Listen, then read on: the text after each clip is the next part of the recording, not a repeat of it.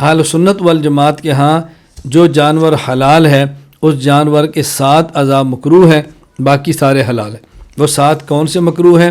مصنف عبدالرزاق جلد 4 صفحہ 409، اصل الکبریٰ للبیہقی، باب ما یکرہ من الشاۃ۔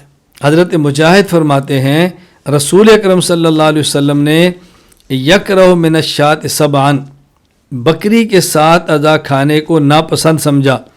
نمبر 1 الدم، خون، اس خون سے مراد ہے دم مسفوح، یعنی جب ذبح کرتے وقت جو رگوں سے خون نکلتا ہے یہ وہ خون مراد ہے۔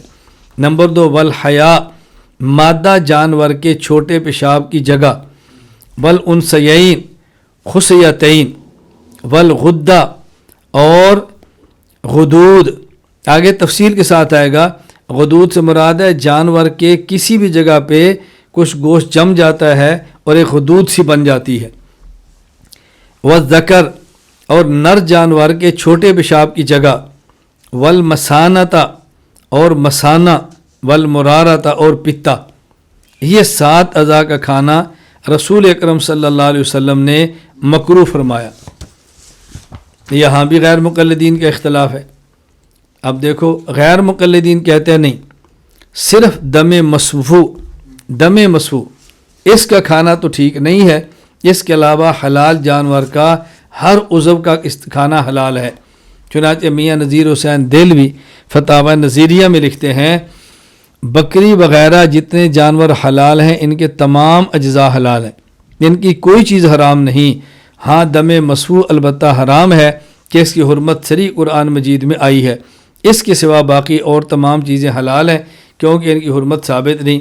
اس وجہ سے کہ شریعت نے حلال جانور کو حلال کر دیا تو ہمارے لیے اس کے تمام اجزاء حلال ہیں۔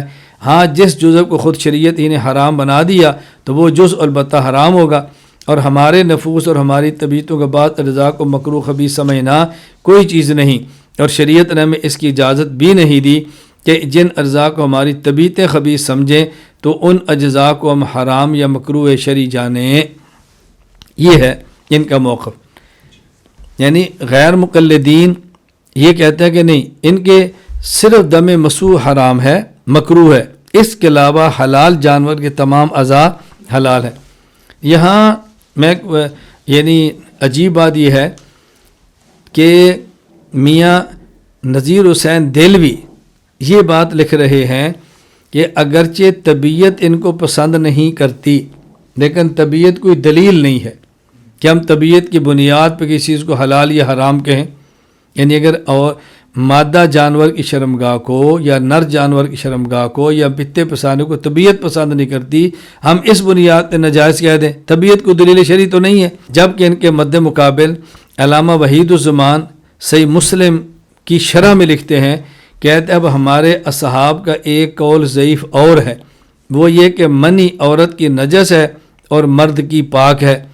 ایک قول اس سے بھی زیادہ ضعیف یہ ہے کہ دونوں کی منی نجس ہے، اور ٹھیک یہی ہے کہ مرد اور عورت دونوں کی منی پاک ہے، اور جب منی پاک ہوئی تو اس کا کھانا درست ہے یا نہیں، اس میں 2 قول ہیں۔ صحیح یہ ہے کہ درست نہیں کیونکہ طبیعت اس سے گھن کرتی ہے۔